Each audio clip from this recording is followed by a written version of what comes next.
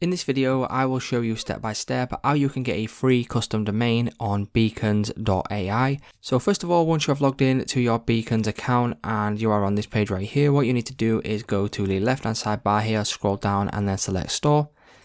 Once we click on store, you will need to go to the top, scroll all the way across and then select settings. And then once we click on settings, you will need to go to the top right here where you see custom domain.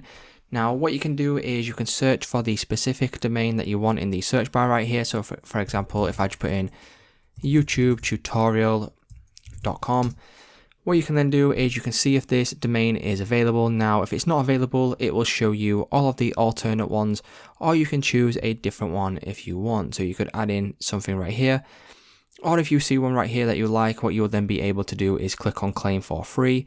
Now what you need to do is you need to be signed up to at least the creator plan or the pro plan to get one of these for free, and then what that will do is it will cover all the costs of your domain for the first year. Now so it's just that simple, guys. That's how you can claim your free custom domain on Beacons AI. If this video did help you out, please leave a like on today's video and I will see you in the next one.